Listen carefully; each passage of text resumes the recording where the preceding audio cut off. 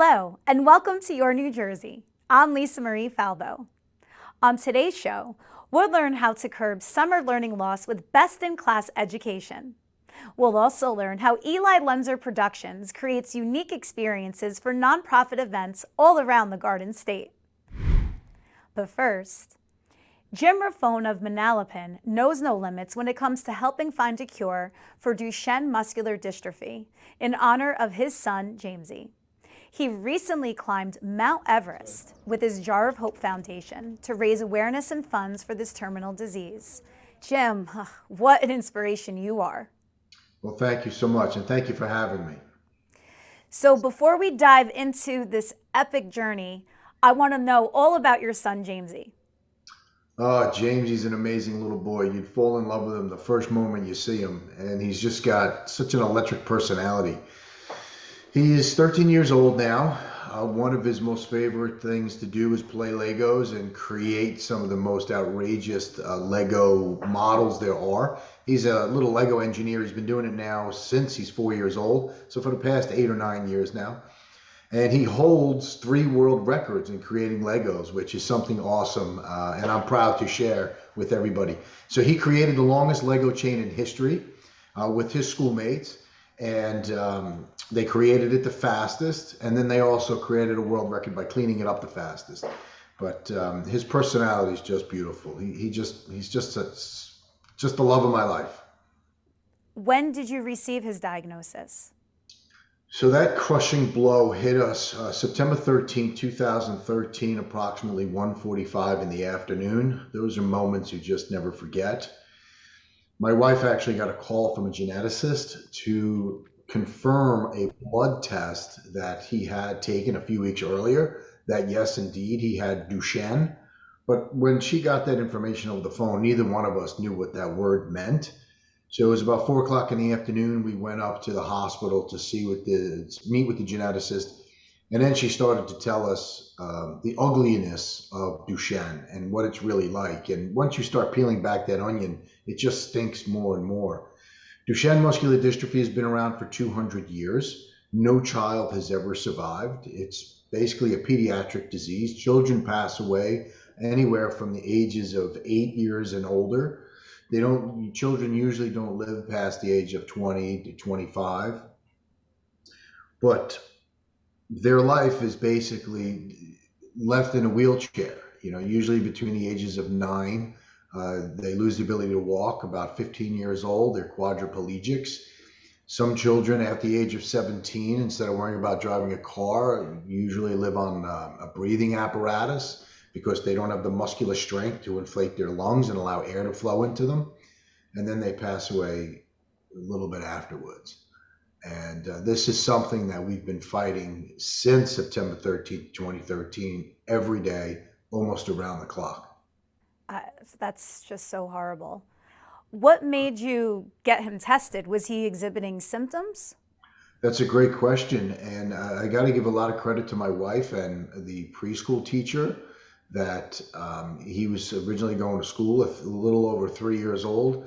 They did notice that he was having difficulty keeping up with other children. We noticed in the home, or at least my wife did, that his walk was a little bit awkward. But the pediatricians didn't want to get him tested at a younger age. So they waited till he was going to go into first grade and have the testing and take shots to go into school. That's when they did the blood work. But all the credit goes to the two of them. How did you establish Jar of Hope? So Jar of Hope was soon created right after my son's diagnosis. The Jar in Jar of Hope stands for James Anthony Raffone. And he is our inspiration to do what we do. And to this date, everything we do is to try and find a cure, fund research, and raise awareness for this disease. I'm not sure if you yourself even knew that this disease existed before learning about the Jar of Hope. And that's our mission, is to spread this word, make it become a household name. Well, you led me into my next question. You recently completed a climb to Mount Everest. How did that idea come to be?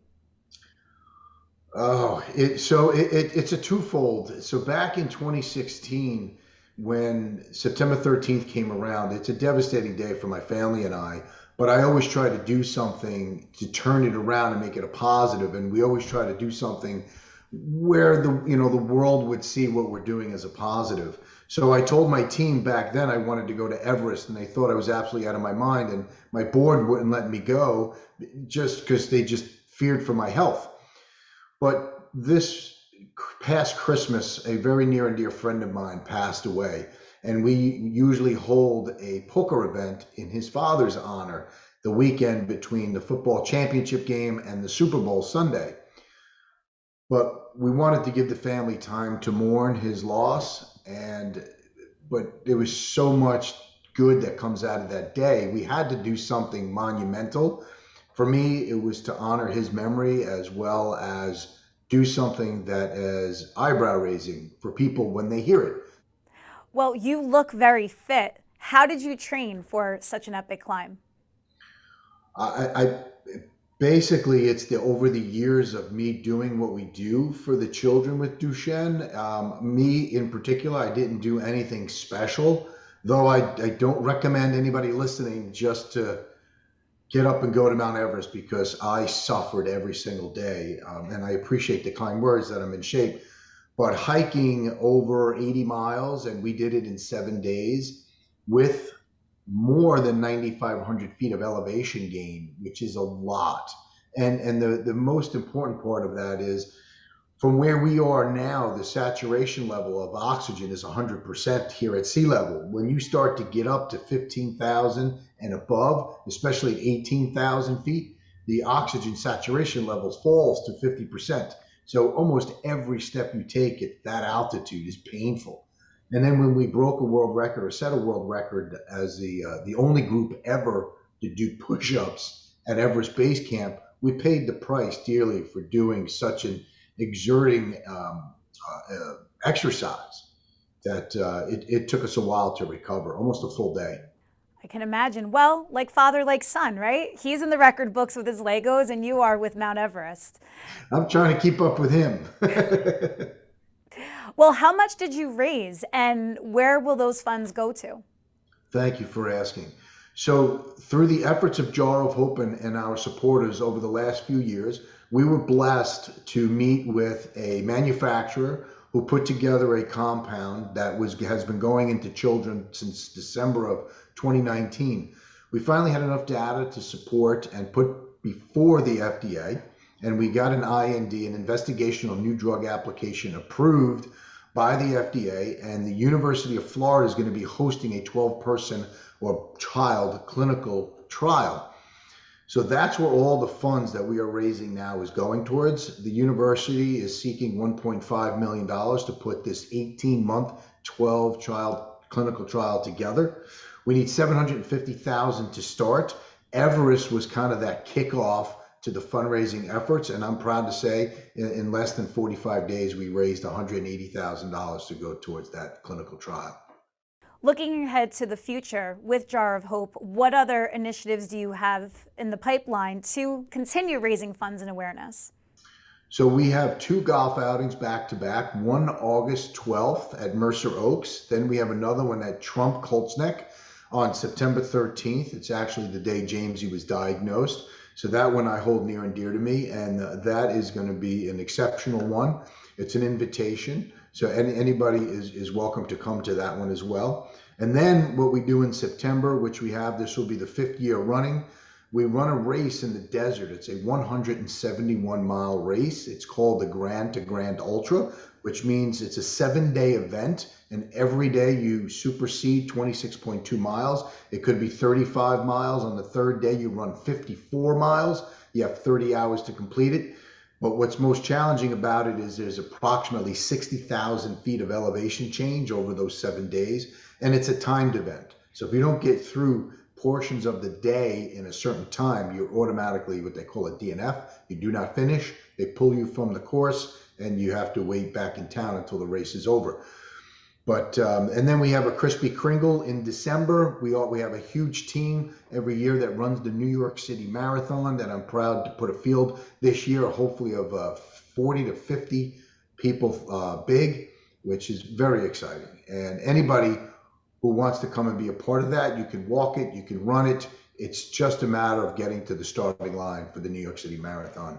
And it's about the awareness that each and every person raises for us.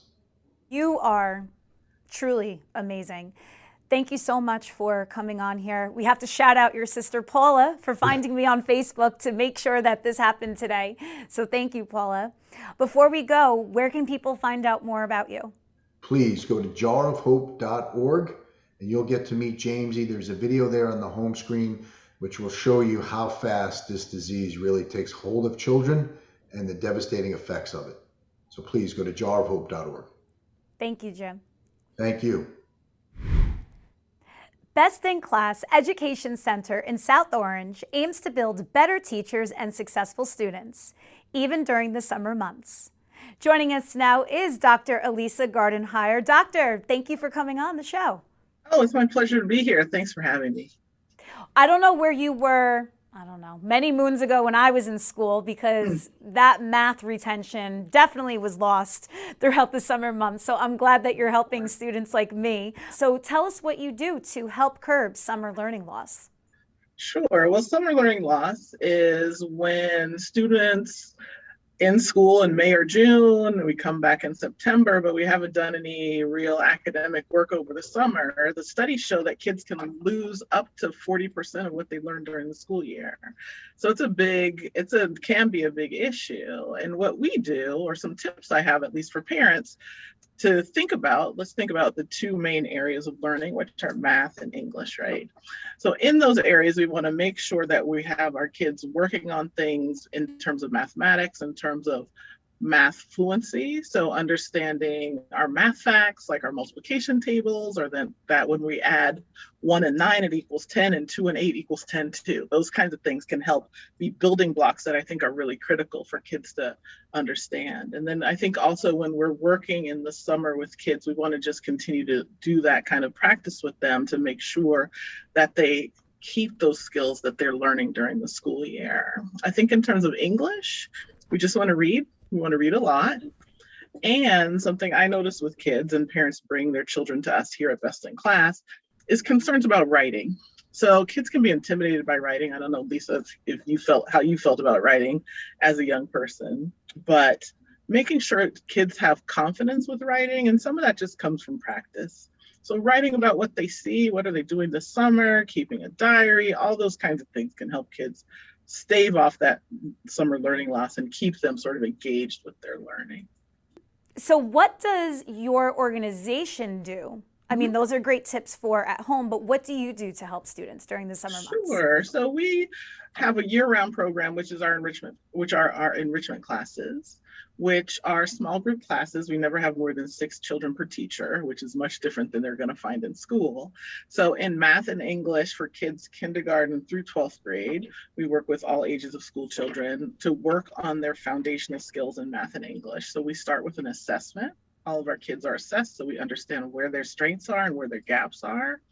And then we enroll them based on our curriculum. We have a full curriculum in math and English for those grades into the place where there's their area of growth, so where they're going to grow from, and we can start building those skills with our weekly classes. So we have those, and then we also offer private tutoring. So if your child has maybe a bigger gap or you have a special goal for your kid over the summer, you can come to us and we can put you in a one-on-one or two-on-one session with one of my tutors so that we can really dig in deeply on supporting them and getting them ready for fall. And that's what a lot of our clients are doing this year and this summer, is really working on preparation for fall. So making sure those skills from the previous year are strong, or even previewing upcoming grade level material. So we're doing those two things. That's what we do all year round. But in summer, we can get a little more intense because the kids have more flexible schedules.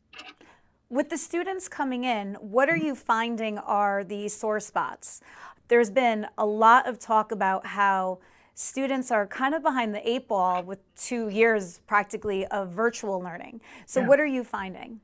Some children just did not thrive during virtual learning, and sort of the disruption of that.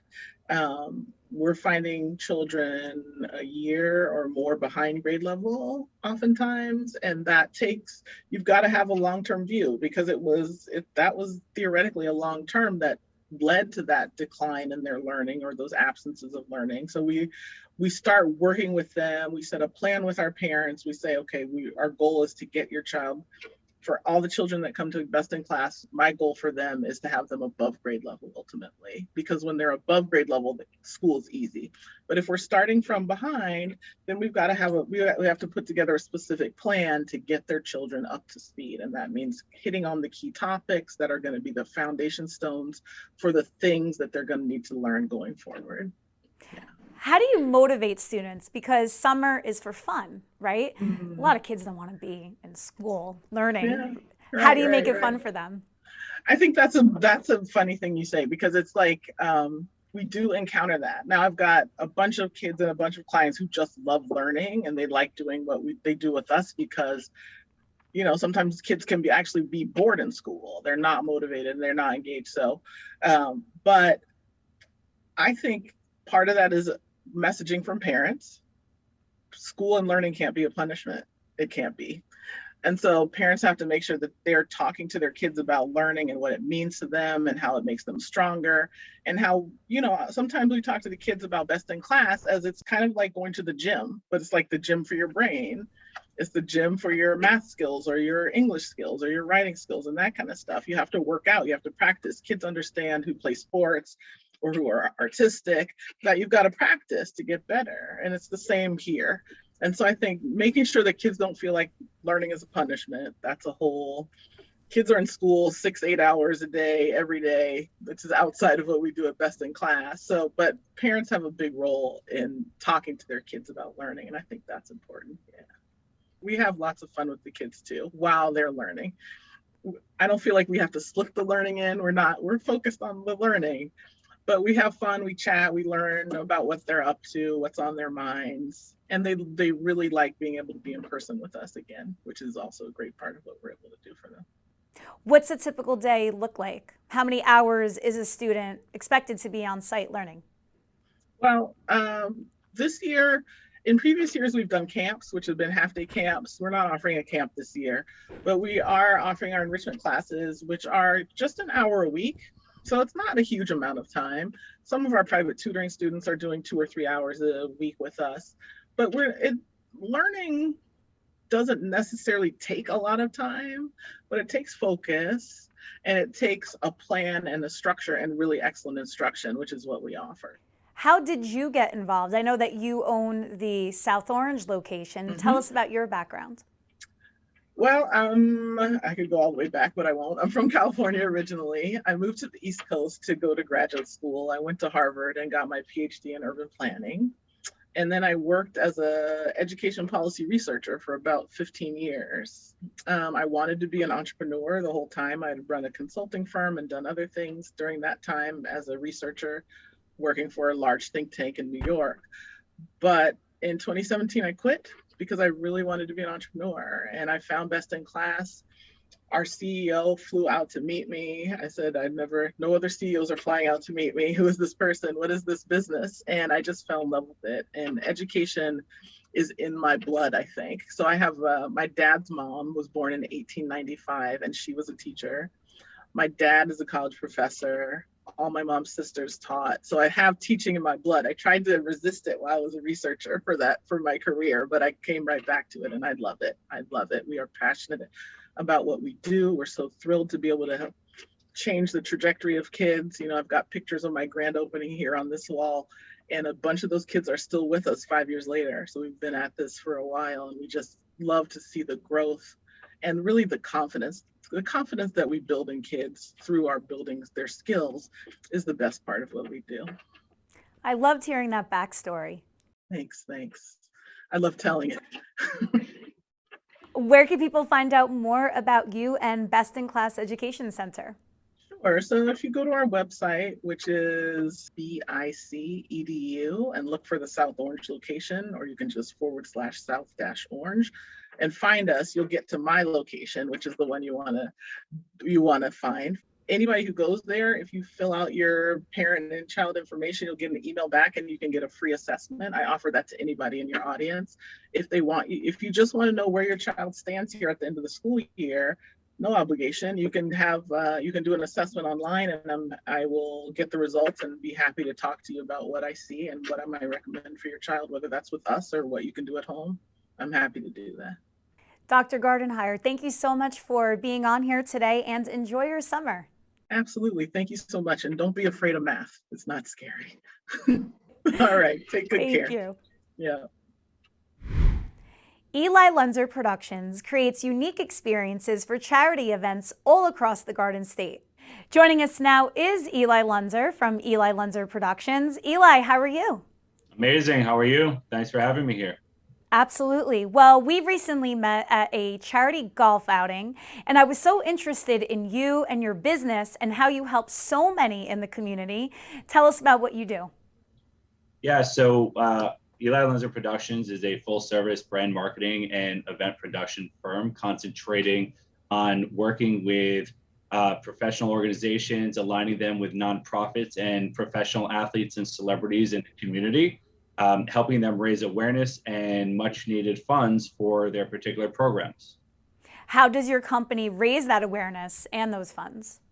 So we are a solution that, comes up with customized programs and opportunities for specific events, depending on what, the organization is looking to do, whether it is looking to specifically raise funds, raise awareness, a combination of both. Our expertise and our niche is connecting them to the sports and entertainment sector. So, for example, we're heavily involved with charity golf outings, charity galas, basketball events, one-on-one interactions with professional athletes visiting folks in the hospital or underprivileged children or kids that, need extra attention, for any specific matter. So it's really, access to those folks in the sports and entertainment sector for a good cause. So let's paint the picture for those watching, because maybe there's someone with a nonprofit that wants to learn more. So like I mentioned, we met recently at a charity golf outing. It was to benefit St. Joseph's Children's Hospital in Patterson. And there were over 30 NFL legends playing in this golf outing. And I noticed, and this is what piqued my interest, when the players checked in, they were escorted upstairs to a gifting suite that you were running. So take us through what that looks like.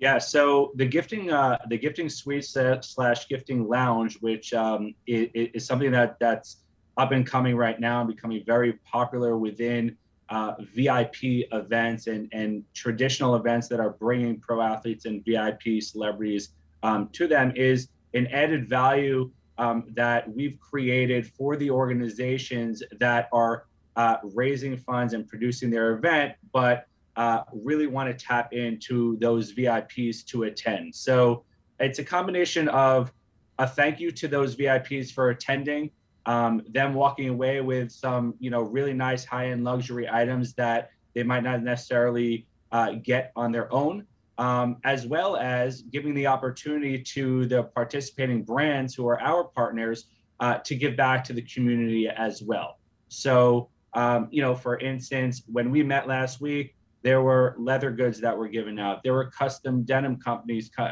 doing jeans over there. There was an acupuncturist giving away acupuncture and healing mechanisms for these athletes before, during, and after their golf event. So a variety of different great gifts for the folks so that, they feel great. In the end of the day, they're feeling good for coming to an event anyway, and here's an added value for them to feel even better.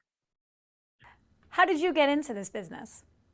Oh, that's a great question. I started in the entertainment space many years ago, representing one of the Beatles. His name was Roger Daltrey, and Ringo Starr. Well, Roger was from The Who, and his best friend was Ringo from the Beatles. And we started working on a couple programs together, and then graduated from music to sports.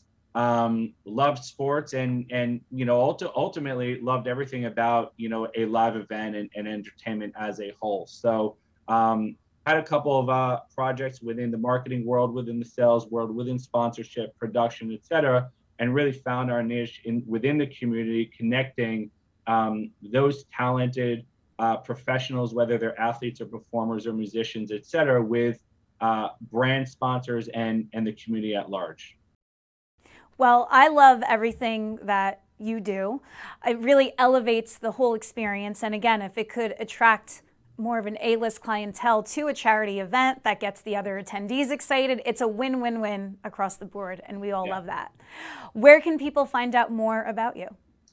Our website, EliLunzerProductions.com, our Instagram, Eli Lunzer, ELILUNZER, and our phone number is listed. Great. Well, I don't know if you're still doing things with Ringo Starr, but let me know when you do so I can bring my mother and my aunt, who's watching right now, that are big-time Beatles fans. Great. Awesome. Thanks, Eli. Thank you. Thanks for having me. Thank you for joining me on another episode of Your New Jersey. I'm Lisa Marie Falbo. We'll see you back here next week.